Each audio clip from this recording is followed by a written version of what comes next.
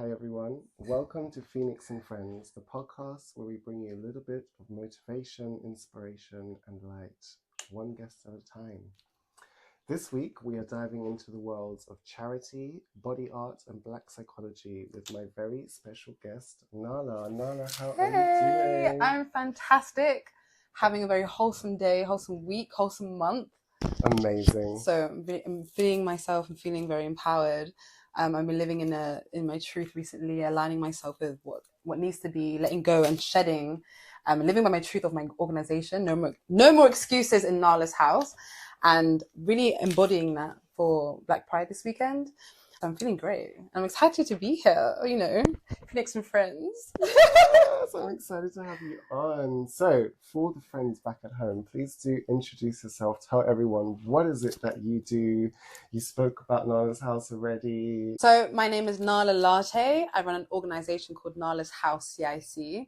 Naala's House is all about sustainability. So it's all about delving into how do I be more resourceful for myself without seeking aid, without relying on charities, the government, organizations to pull you out of the gutter. How can you pull yourself out of the gutter? With your mental well-being. So we do support with single parents going into their houses, making them understand how they can better look after their well-being and their environment. So cleaning their kids' bedrooms, their bathrooms, they're doing little things in their day-to-day that can help them with their mental well-being. Money management, giving them free clothing for school, for work experience, things like that. We do a project called the Wardrobe Plug, which is my favorite project. We go into schools, and I recently got a partnership with Luton Council to go into the schools, teaching them the Wardrobe Plug, which is about wellness. So we have confidence building with amazing Dr. Amina. We have Kat Savage doing upcycling and mending, styling, rebranding. How do you take something and make it new? It could be furniture, it could be clothes, it could be a mirror, a broken laptop. What do you do with it? And then we have a free shop where we give them away free clothes for work experience. And finally, on my part, which is the work experience part of it, where they learn about CVs and confidence building and how do they enter a workspace. Who are they in a workspace? How do they speak out openly if they're shy, if they're loud? How do they do that correctly with being seen, being recognized, and being heard for your importance of the information, not necessarily how you're looking, how you're dressed, or where you're coming from. So that's a really important project to me. That's been going really well. Naala's House, what can I say about this? This started because, and the reason why I'm doing it and who I am is because of my journey and the aspect of sustainability, the aspect of fighting for yourself. Yeah. And that's what Naala's House is about, so fight for yourself. A charity? Is it a community interest company? Community interest company. Community interest company. Yeah. So break that down for people who don't know. So CICs are great. Because you're basically a charity and a company. Yeah. You're not recognized as a charity. You cannot promote yourself as a charity, and I never would, because I don't do charity work. I do profitable work to help my organization. So to make that make sense, charities would do workshops all for free. I sometimes charge to bring in money because I am a CIC and not a charity. Or I can sell merchandise on behalf of the organization to bring back money. Charities can. It's just very, very different. So I prefer CICs mainly because it's more corporate based. So I can still apply for grants. I can still apply for Arts Council funding, all that kind of stuff. And at the same time, I'm recognized as a company, so that I can also be in business centers and in certain spaces where charities can't enter based on their accreditation, based on what they get for the taxes, all that kind of stuff. And also, I didn't want a board. If I'm being honest with you, I've done a charity before. The board members for me is chaotic. Sorting that many people out, trusting that many people with your baby. Like Naala's House is my child, and I haven't found enough people I trust enough to be like, cool, let's back this. But maybe one day I could transition to a charity. But right now, I'm comfortable with the CIC. Yeah. Definitely, yeah, and the other part of the CIC that's so invaluable as well is that it's more based on a local community, isn't it, as well? Isn't that right? Based on your hub. Yeah. It's supporting, so it could be for anything: disability, it could be for LGBT plus, it could be for people with black hair. Do you know what I mean? Yeah. But it's about supporting your hub and creating networks, and like businesses are great because you're all about generating money. But I'm not here to generate money. Of course, that is the aim, to fund me. But ultimately, I'm here for my community. So it's a business that supports and directs everything back into the community. As opposed to everything being about their own bottom line and for themselves as well.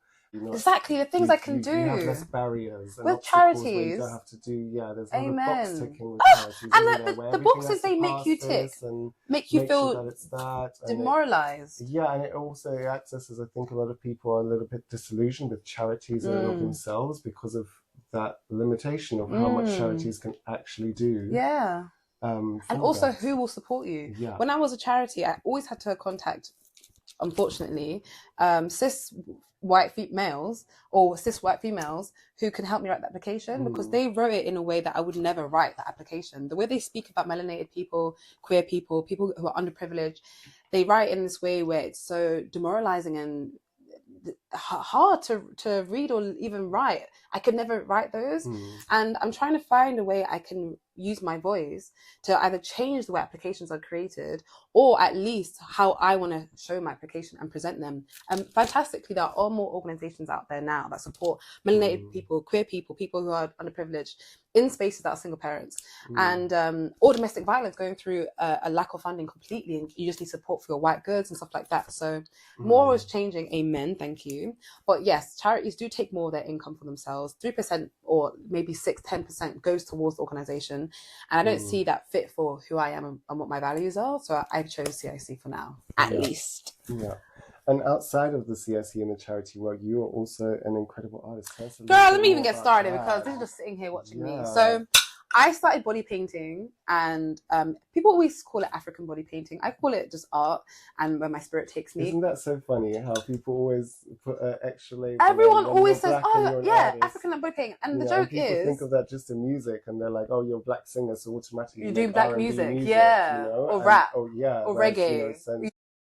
Yeah, and then it's so interesting how there's always that little asterisk when it comes to us being creative. Yeah, 100%. The way I found my art is the same way I found my business in the struggles of it. Because, for example, with my body art, I started doing this because I couldn't do contour, and also I wasn't a contour babe. Like, guys, I'm very glittery and cute today, but if I'm being honest with you, I'm crazy, I'm wild, I'm colourful. Like, I'm not very formal as how I present in my clothing. It's creatively formal rather than being formal and strict and black and white. I'm not really like that. I put this on ironically because I find it hilarious how people respect me more when I'm in formal clothing, even though what's coming out my mouth may be the same. And they always have to wait to break me down, look past the face paint, look past my energy, look past everything, my background, and then be like, wow, she's actually like educational, she's worthy of being here. I used to get therapists when I was 18 to work for me, to run smash workshops I used to do for my previous company, Hear the Motion, which you actually know about. Yeah, I met you during those times. And I was sitting there one day looking at my emails, looking at all these therapists willing to work with me at 18 years old, and being like, but people don't respect me. People don't respect me because I'm too young, I'm too black, I'm too queer, I'm too this, I'm too that. But who gives a crap? And this is what Naala's House is all about. It's about showing up as you are and respecting, no matter what age you are, understanding culture. And my whole life has been about understanding generational trauma for all communities, trying to figure out and pinpoint what's going wrong and why we keep delving into these cycles. And ultimately, it's a lack of understanding. It's a lack of willing to understand. Like the talk I'm going to do at Black Pride is going to be about how do we connect with our families when we're kicked out, when they don't understand us, when they're not willing to understand our pronouns. How do we talk through that? Talk through these conversations. And it's about patience. It took us how long to be comfortable and accept who we are as melanated queer people who are out in this world with our first generational parents and who we are now and what the world's becoming. It took us a while to land. So how dare we ultimately expect our parents and our loved ones to feel the same, like they're just going to come out all of a sudden, understand what transgender means, understand all our pronouns, understand why we're dressing like this, why we have tattoos and piercings and we're talking this way, and we're all of a sudden sexually confident when they were closed off and scared to be like that, and they were told to cover themselves and hide away and to be quiet. There's a lot to unlearn for them, so let's be patient. And be shameful as well, and that's such a toxic emotion as well, where there's so much shame, I think, that was instilled in the older generation about everything that they were, and then that becomes hard not to pass on to the next generation. Amen. And then when you see them ridding themselves of that same shame, you're just like, that can be difficult as well, especially for people who have lived such a long time with those amount of feelings and things holding them back. A lot of that generation. Then letting that go later on in life when you've already spent half, 2/3 of your life hiding and in shame. Yeah, living with it, then it becomes harder. As the older you get, I'm sure, as you know, I know this, I'm only just entering my 30s. Evolving becomes so much harder than when you were younger. You were so easy to just change, and now you're just really like, you listen, you hear new music, you hear this, or you see new styles of movies or whatever the kids are into these days, and you're just like, what? I feel old. I don't get it yet. And it takes you in a moment, you know. But this is what's exciting about the way I live my life. Like I was saying earlier, feeling aligned, feeling like I'm living on a path. I've never been a person to follow trends, clicks, music because people are listening to it or it's out there. I'm a feeling human being. I feel everything. If I don't feel it, if I don't like it, it's not for me. I don't care how much it costs. I don't care who you are, what brand it is, how much money you have. I need to feel your spirit, your morals, your intentions. I need to know you're the right person. It's the right thing. And when it comes to evolving in a generation with people, that's what I've learned to understand the most. Evolve. Simple as that. It's not for you, that's fine. No one's asking you to love it. But accept it, appreciate it, understand it. If you don't accept it, then step back from it. Don't penalize it and harm it. And I think we're living in a world right now, not just a generation, in a civilization right now where we are so quick to cancel, cut off, lock off people, lock off everything, and create damaging relationships, damaging bridges across everything, and not just family, in terms of brands, in terms of who we respect, in terms of where we're going in our lives. And I think it's harmful because we're pushing away everything our previous generations built. They built community through carnivals, through festivals, through abandoned warehouses, creating community. Their idea of connecting was, I don't care if you're black, you're white, you're Asian, how much money you have. I see you as a person also struggling. The government doesn't care about us. Let's connect. Whereas now we're about self-sufficiency, we're about egotistic ideologies around how we even raise money. A lot of organizations raising for right now, for example, all that goes back into their pockets in damaging ways where people, as you said, were now realizing their trauma, or in empowering ways people stepping into it and fighting back. And we're going through all of that in our personal lives, in our work lives, in life in general. And then you expect me to come to your little workshop, do something, and not support me? That's crazy. Yeah, it is such a hard one to try and challenge as well. I wanted to really grab back in. I know you said something earlier about speaking to a psychologist when you're 18, and working with trauma and so on and so forth. I know that's one of your other big interests as well, is psychology. So did you study psychology? So I didn't go to university for psychology. However, I did short courses. I did safeguarding understanding around generational trauma, post-traumatic slavery, everything around where we are now, how we got there. In terms of spiritualism, I went to different countries to learn about their actual gods. What is your original god? What did you call God? What does it look like, smell like, taste like? What did you do? Was it water, air, fire? Like, was it elements? It was beautiful. We loved nature. We understood our bodies, our medicine. Everything's coming into the world now, like shea butter and olive oil and aloe vera and all these new experiments. Like, they just found it. Like, we weren't doing it originally. You know this.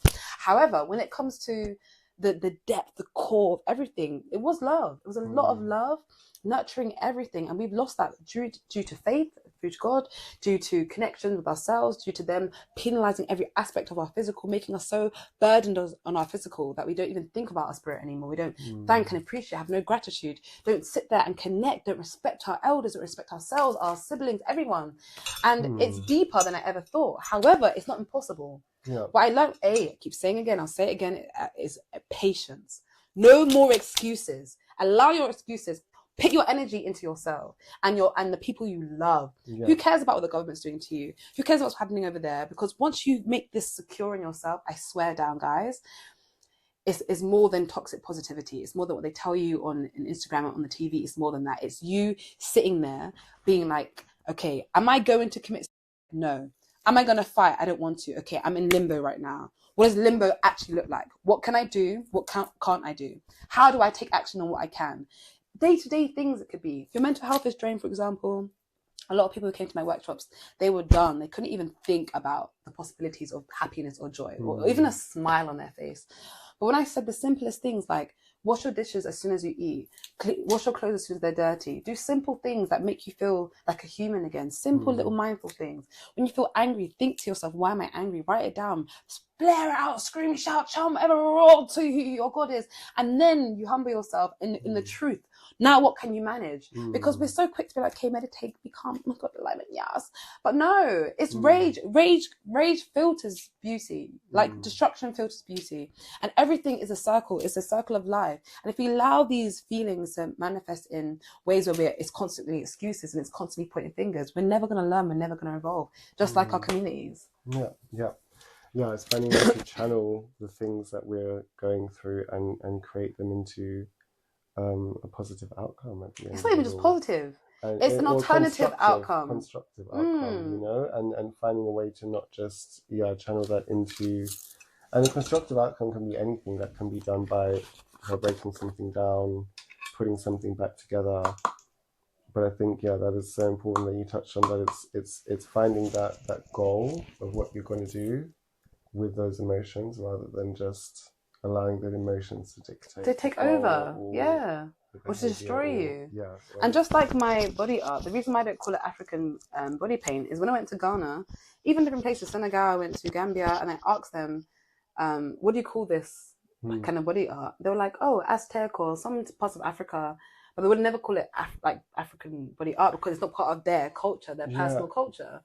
So I love Aztec designs. I love African designs. I love everything. I love patterns from floral designs or even henna for Asian culture. So I would never sit there and be like, yeah, I'm an African body artist, or I'm an African body painter, or I do African things. I'm an African Caribbean woman, you know, drawing from my culture. But it's not my whole identity, nor is my queerness, nor is my, like, certain aspects of me. I don't let anything define me. It's just a part of me. Yeah. And when we let that go again within the Black community and melanated community, and other communities, queer community, disability community, when we don't let things define us, we become one again. Yeah. Because yes, we're going through things. Everyone's going through things, but ultimately we're one, and we can be one. Yeah. And not one as in like we're united forever, because there's not some people in the world I don't like. And that's okay. Certain individuals I don't like, and that's okay. And the world is big enough for all of us. Yeah, you know? We can all live. Also, I always say, you know, you always have the option to cross the road if you see someone you don't like, and you can just walk on the other side of the street, or they can cross. Yeah, it's okay, darling. Actually avoid each other, you know. It is not that difficult. So for the people at home who are wondering how you got into all of these incredible projects, how did you find your feet in this, in charity work, in doing art, in working with and around people's I think it was easier for me. What was it that got you started? I think it was easier for me because I grew up basically in hospital. I was ill most of the time, and I spent most of my life around people that were quite vulnerable or deemed as vulnerable. And I used to sit there looking at the way the doctors would speak to us, or certain specialists would come into the room and they would just walk in without knocking. They would own your space. They just tell you exactly who you are, what's going on in your body, and describe how you're feeling without even asking, really. I used to sit there, wonder why the system was built like this. And I hear it of my friends who are going through things with housing benefits and the way they would speak to them and demoralize them. I was thinking, we're just people. We're just people living different lives in different types of hardships. Why is there no one advocating for us? Why is there no one really speaking out for us? And then when I was no longer at my home and I was out of the house, and it was difficult for me because I was the first time away from family, you know, no family, no friends, and money in my account, and it was a struggle of being homeless, whatever. I sat there one day and I was just like, okay, cool. What am I doing for myself? How do I connect my community? I don't want to be depressed and on like a lot of the people in my hostel. I want to be elevated. I want to support people. So I started my first organization, Hear the Motion. Free workshops, dance classes, sports days, open mic nights, just random things I do all the time for the community, all ages, all people. And then once I really understood the difference between how certain people in the world are being portrayed or discriminated against other people, I realized I didn't want to dedicate my organization to everyone. I wanted it to be precise for melanated only. That was Asian, Black, that was queer, that was people who are in difficult circumstances, single parents. And I started Hope. And Hope was about bringing back the hope to the community. And it was amazing. I did smash workshops, brought in therapists, did theatre shows, and it was called I Exist. And the I Exist project was around bringing people together to share their experiences in an enlightening way, but in a truthful way. We got the audience to meditate at the end. We had discussions. Sometimes we brought in MPs and stuff to try and figure out what we can change in the local boroughs to support these organisations. But it was draining. It was draining because it was a lot of mental health work. I changed the way theatres run their rehearsal schedules. So say someone was a single parent, couldn't attend, say someone was going to surgery or had something to do with their illness going on, they couldn't attend rehearsals, or someone had a mental health breakdown. I'd work around every single individual, dedicated to them, ensuring that they were doing work at home or could do it via Zoom. And it was hard work, but it was possible. And if we just spent a little bit more care with everything we do, these things can be possible. Everyone can be included. And that was the show, and that's what we represented. And it was amazing, from the core of it, how it was built, to the emotions of the group, to how they excelled in the sessions with the therapy they were doing, and the journaling and the chanting and the acting out their traumas, and the crying and the laughing and the dancing. Oh, it was brilliant. And now I'm here. I landed at Naala's house CIC when I brought all of that together. And yes, it's still focused towards underprivileged, but I've opened it up again to all people, because again, yes, certain communities are more privileged than others, but some of them are still going through hardships in their individual states. And it may not be their family barriers, or their cultural barriers, but it may be their individual barrier. And that's who I'm targeting now. And that's one of the things, certain hardships in life, they don't discriminate either, Yeah, exactly. Poverty doesn't discriminate. Hunger doesn't discriminate. No. It doesn't care who you are. It will come for you. Come, still be hungry. Diseases don't discriminate, and in that sense, yeah, absolutely. Yeah. So for someone who maybe is at the beginning of their journey and they're just sitting at home, they might be working or doing something else, and they're thinking, I have this great idea of something I want to do for my community, or a particular project I want to tackle, and they're just like, how do I even get into it? How do I start an organization? Where do I begin? I would say, before you think about the organization and the name, you're clearly riled up. You're clearly sitting at home vexed about something, whether it be Congo, your family, the way you're treated in communities, at school, university, wherever you are, you're vexed, which is why it's on your mind. It's playing ringtones in your head. It's not leaving your mind. Yeah. So you sit there and you figure out, cool, what's the problem? That's your target. Cool, you're vexed. Forget the name, forget the logo, forget everything. You get a group of similar-minded people, and even if it's 5 or 10 people, you get them together and you think about, what am I doing? What is the cause? Okay. What does it take to get there? Do we need to raise money to do it ourselves? Do we need to get a group of people together to advocate for us? And you do it. Don't really think about the organization yet. Don't think about what it's going to become and how much work you've got to put into it. Go step by step and take it slowly by slowly. People you trust, get people who are dedicated to the cause. Because end of the day, people you can trust, I trust you. But your cause might be different to my cause. Yeah. Our morals might not be aligned. Yeah. And that's how you lose your friends and you lose people who are close to you, because you're fighting for something you think is aligned, but it's not. So you might have to do it differently. You might want to do a music festival, and I might want to do a panel or a workshop. Yeah. So it's about how do we work together with what we know, our skill sets, or how do we use the resources we have? And you do it. You just do it. If I'm being honest with you, do it. Zero money and all the money in the world, you do it. If you care about something, you try it. And if you can't do it by yourself, you start small. You pull it out into the community. Find an organization who can maybe back you or fundraise for you, or you can fundraise on their behalf. There's so many aspects. I don't think we should be stuck on thinking about our own organizations. There's always someone doing what you want to do as well. I started my organization personally because the way I have carried my whole 10-year journey of mental well-being for my community, I know exactly what I want to do now. I know exactly how I need to do it, and I don't see it out there. Yes, there's people giving away free clothing. Yes, there's people going to homes and fixing single parents' houses. But the way we speak to them, the honesty and the truth behind it, I'm almost like your African auntie. I've not got time for your crap. And I keep saying that there's no more excuses. Get uncomfortable with me to get comfortable. That's the only way I'm willing to do it. And learn through it. Actually take the steps to learn, go back, cry about it, and keep pushing. I was ready for that. But that, again, it took me years. So if you're sitting at home and you're wandering, you're scared, whatever it is, know that there's time. Take your patience and do it. Step by step, you'll get there. Yeah. So find a goal, find some support. And focus. Because there's always funding. There's always small pots of funding. There's always someone doing something that will link to you.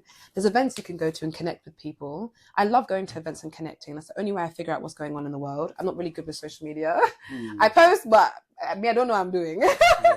But connect with the human. So say your university has a leader there or a board member, go and connect with them. Connect with the human, because the human is so much better than an email. Speaking with them, seeing your passion and how dedicated you are to this cause will honestly make a huge difference. And what are some challenges that you feel that you've faced along the way and you've managed to overcome? I know you've already touched some of them. Yeah. But what is it that, what are some of those barriers or challenges that you feel like you've really faced, and in your journey you've really found a way to deal with those barriers? And my biggest one, if I'm being honest with you, is imposter syndrome, like I spoke about earlier. Being like, because I'm not going to be like, I was one of those kids growing up who were just so aware and awake and woke, but I was. Before woke and stuff came along, I didn't understand why certain communities were so segregated. I don't understand why Asian people, for example, just didn't want to call themselves one of us, even though we all got treated the same. I didn't understand self-hate, especially from people who are Islamic, and the understanding of the deen. In my opinion, like, Islam is so beautiful when people relate to their deen and they speak about God and the way they pray sometimes a day. God brings you back all the time. It's so enlightening and so pure and so beautiful for me as a religion, not necessarily the cultural aspects, and different cultures take it differently. So I don't understand where my friends who are from that faith will come to me literally broken, depressed. I was like, what? You have God? I don't even have God. God loves you. What? So when it came to the challenges I faced, having that imposter syndrome, knowing my truth and knowing what I've known all these years and knowing how I can bring it to the world, but not willing to gentrify myself, not willing to change the way I look, not willing to quieten my voice. I refused to quieten my voice. Certain things were just like, so I always felt that I was never going to be allowed in those spaces. But once I realized what those spaces were and who occupied them and why they were there and why they were set up in the first place, I said, it's not about imposter anymore. It's about the need. It's about the need of me being there. It's about the need of people like me when I was younger, seeing someone like me being like, oh, I can make it. It is possible. And look how loud and beautiful she is. Look how vibrant she is. Look how passionate she is. Look how she still cares for our community, even though she knows she's going to get cancelled for advocating. It's important. Do I go around to rallies? No. Do I go around protesting? No. I don't see the point personally. I like to do things that I feel are making a bigger ground, a tangible. Yeah, I'm a physical person. As I said, I feel things. I can't. I'm at protests knowing that these men aren't gonna come outside and say I'm sorry and change things. Yes, it does create massive impacts and things do change, like the suffragette protests. But like, it's dangerous. You get arrested. It can go on your records. And then how am I supposed to enter spaces with a record? How am I supposed to? I'm all here for the leaders, but the way our community is not receptive to these kind of protests, I understand now the reason why. Like, I speak to elders all the time and say they're tired. They protested. The generation before them protested. They're tired. They don't want to know anymore. They don't want to be about it. So cool. You don't want to know about the protest. That's fine. I'll bring you over here. Let's just build a community again. Let's just love each other again. Let's just start from the base and work our way up. We'll get to the government eventually, but here, let's carry ourselves together. Yeah, and what strategies was it that when you went into a space where you really got challenged by that imposter syndrome that you used in those moments to kind of push yourself through and not let that hold you back? I think the most challenging space I've been in so far would have to be the I Exist project. And that's weird to me because I've met the Prince, I've been in spaces where I've met MPs, I've been in CEOs' offices talking to them about projects or even challenging their systems. But the hardest one was doing my own. Like, when I first started the Access project, as I said, the application form, the way they spoke about us and melanated people and how demoralizing it all was and how sickening it all felt, and just feeling like I couldn't have a voice because I really needed the money. I really needed the project to start, because ultimately, who cares what they're thinking about us? As long as we're doing it for ourselves, that's all that matters. But then challenging that thought again in myself, being like, actually, no, I do care about what they think about us and how they perceive us, and how, you know, a white woman could write the same application as me, but she'll get the funding because she's supporting a melanated community, but then I won't because I'm helping myself, and it seems like, oh, you're segregating. So it was all of that. So that was my hardest challenge, and overcoming that took a lot of grit, and it took my team as well. My team sat down with me one day and was like, Naala, like, you're actually doing fantastic work, and the way you're doing it for us, for yourself, and for our community is inspiring, because a lot of people say they're doing these things but don't do that. They say they're helping the community, but they don't. They pocket everything, or, you know, it's about mental health, but it's not. It's very lighthearted. You're not going into depth for each and every single one of us, and we appreciate that. And that's what made me be like, you know what? Yeah, I'm gonna fight this, and I fought it. I think that's such an important conversation, and the conversations in general are so important, and that part of accountability is the key. I feel like so many of us are so happy to point the fingers and assign blame to people, but we're not happy to take our own share of the blame, and we forget that in being human, every single one of us is fallible. You know, even show in me the human being that is perfect anywhere in the world. They don't exist. Mistakes, you know, and mistakes is what pushes us to grow. Yes, 100%. If we allow us to actually take that on board and allow us to recover from our mistakes.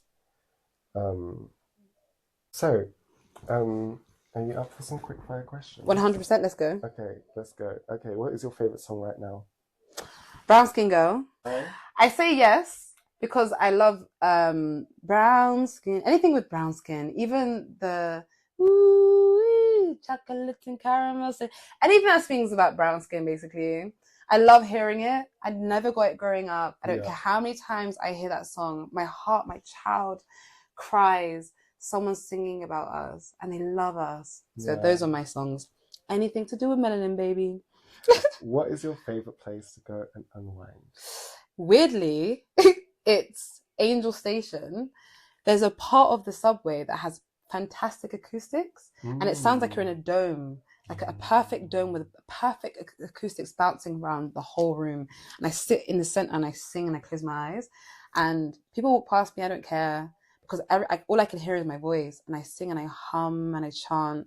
If anyone knows of a safer space I can go and do that, then let me know. Amazing. Last movie you watched? Last movie I watched. It was a random movie. It's called Incoming. I think it's called Incoming or Homecoming. It's about teenage kids getting wild.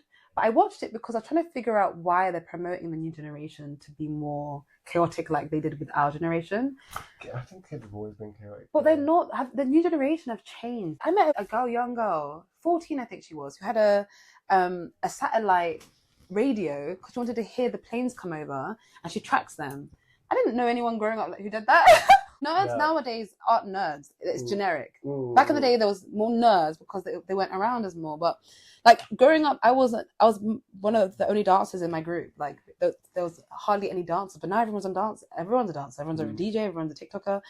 So I don't understand why they're promoting that kind of environment or energy or culture to these children who don't care like that anymore. That's what I want to be seeing on TV. So I watched it to figure out who was watching it, what kind of audience they're trying to target, and what kind of scripts they're writing nowadays. Because I'm still interested in my theatre work.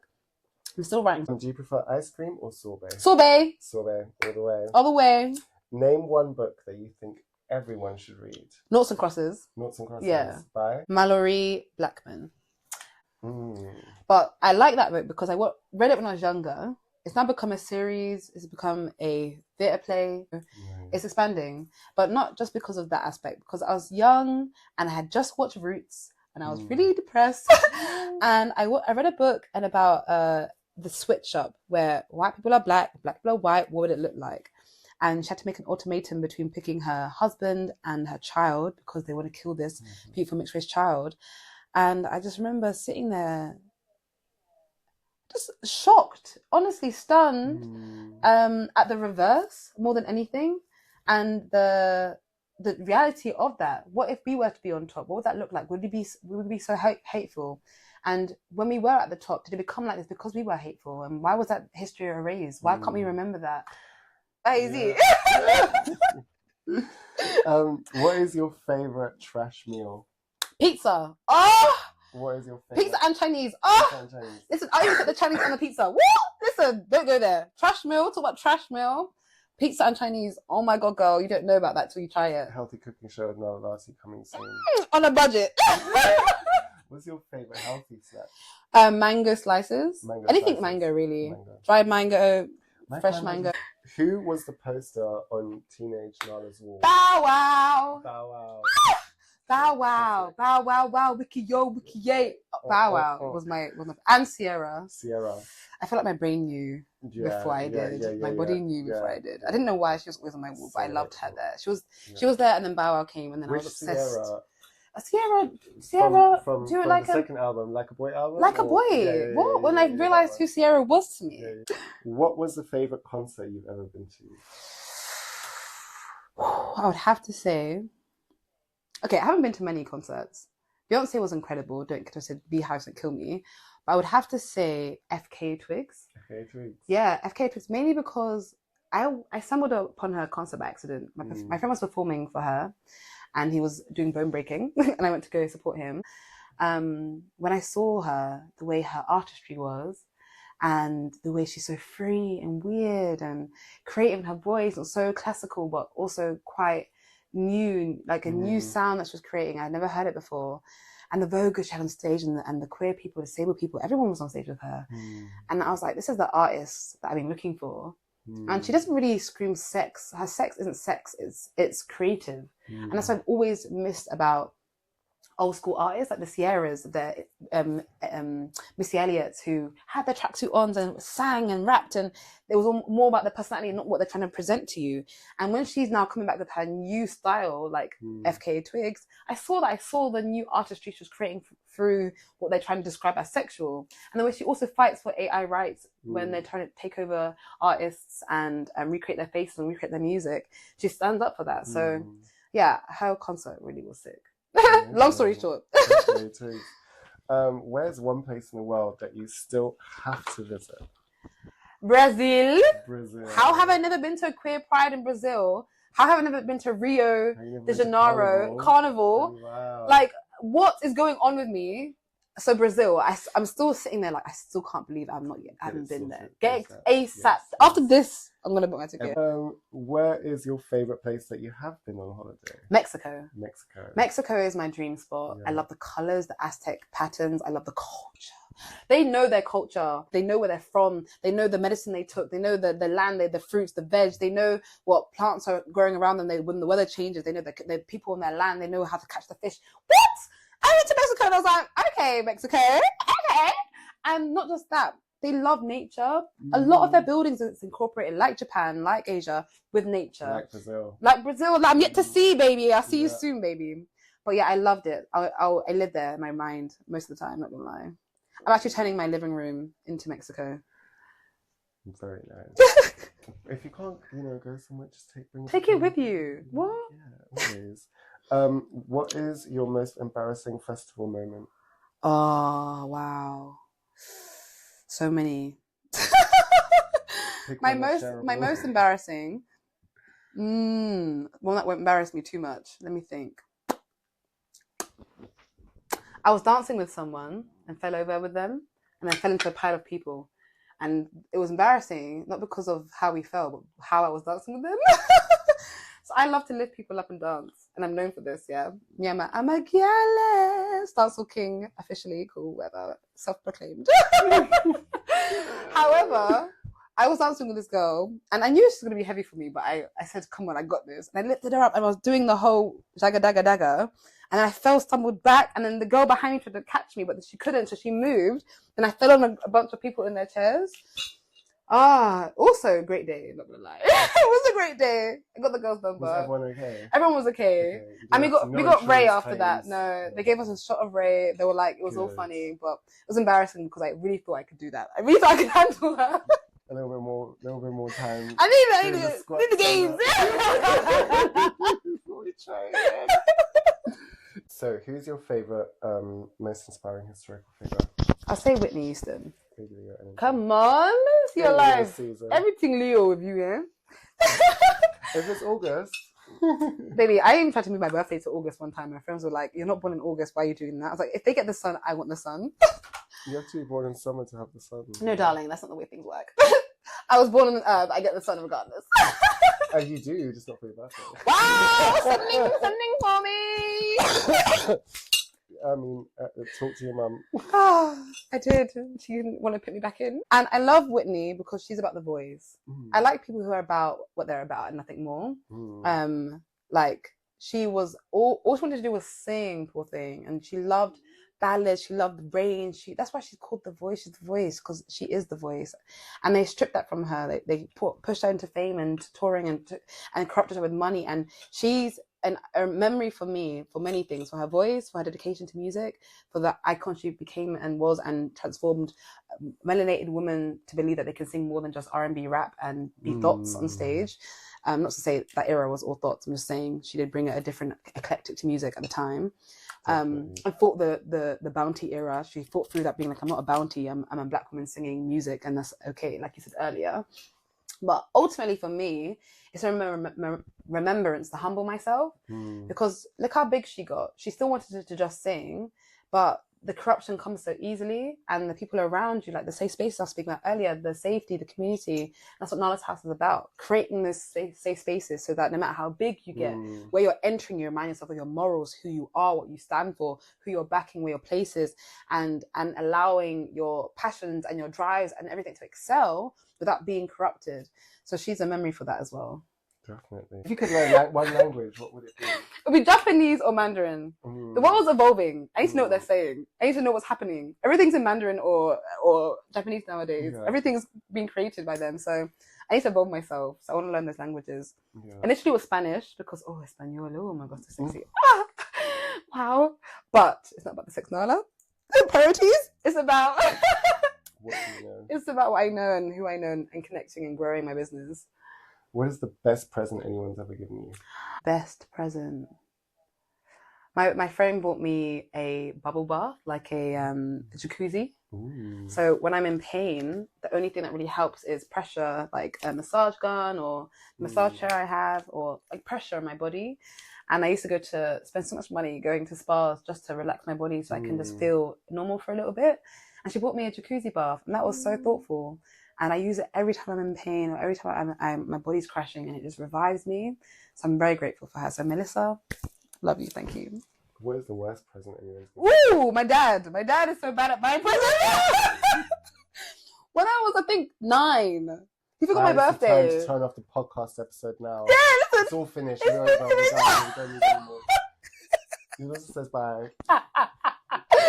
He bought me a naked lady statue when I was 9 years old as a birthday present. Till now, my mum and I laugh at it. Bro, I even said that to him when we first had the discussion. I brought it with me. I placed it on the table, and I was like, "So, where do you begin?" I knew there was a story with this statue. Come back around somewhere. But that was a bad present. Yeah, no, he buys. Maybe he knew. Maybe like his subconscious. Yeah, he was like, "Let me just feed her now, so later on I don't deal with the consequences." I hear it. Where's the best place for you when you want to go on a shopping spree? Like to spend money? Online, this could be anywhere. Like if you just I just want to go binge and buy a whole bunch of stuff. I buy food. Yeah, that's fine. Okay, cool. Where? Yeah.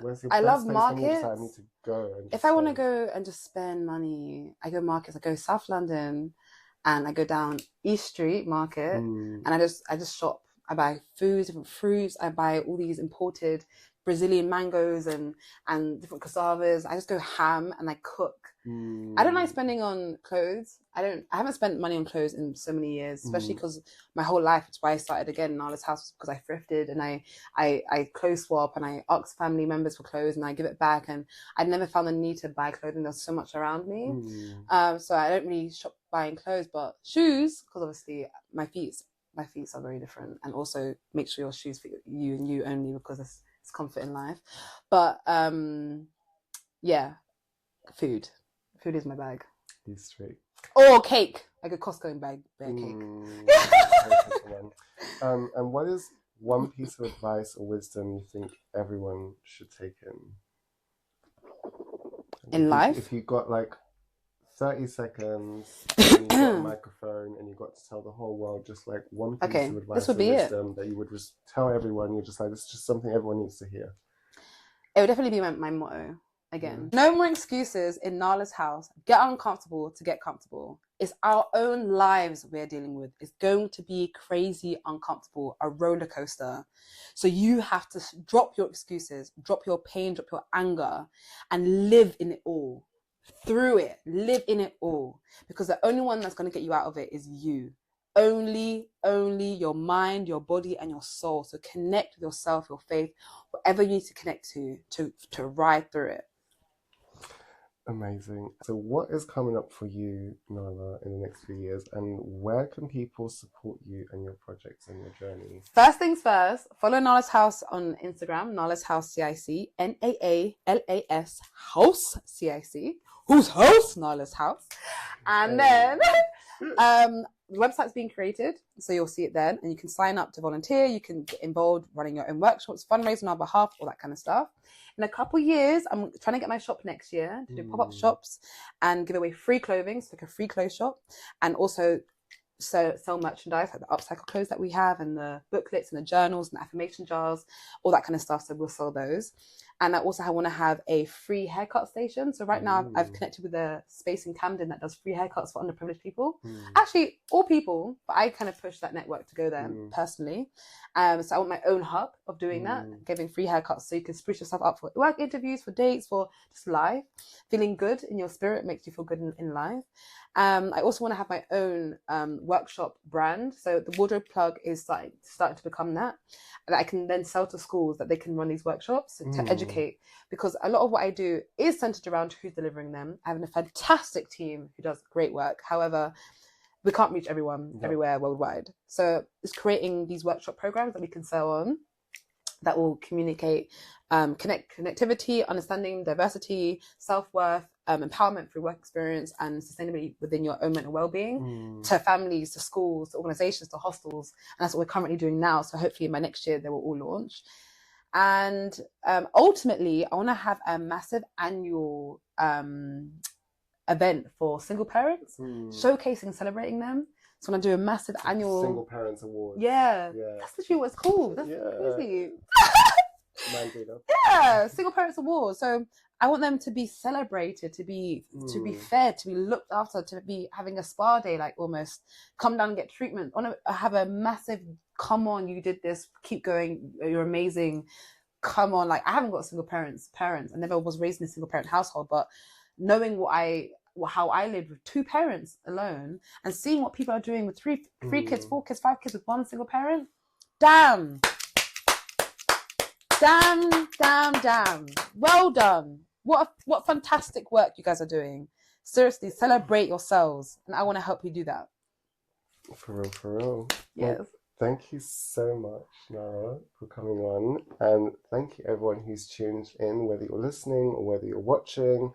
If you are just listening, you might want to go on YouTube and watch, because Naala has been doing some. I haven't even finished it, but I'll get closer to see a small that I did do in this little time that I had. Can you see? Yeah, they can definitely see. I just did a little jazz on my face. I like to do my gold ears. Initially, it was because I felt like I was a good listener. So I had gold ears, being like, I'm ready to listen, darling. But now it just it feels royal almost. It feels like elegant for me. Especially because, as I said, my creation is so bold and crazy. It just adds a bit of class, and it also shines on who I am. I am a great listener because I'm curious to learn about cultures and people to identify the roots of things. But I hope you enjoy. It's small. Yes. And don't forget to give us a follow on Phoenix and Friends podcast. And to support our podcast any further, please share. You can find the links to Patreon, other ways to support in the description. Wherever you're doing now, I hope you have a fabulous time, and I will see you next time. Take care. Bye. Thank you, Phoenix. Bye-bye.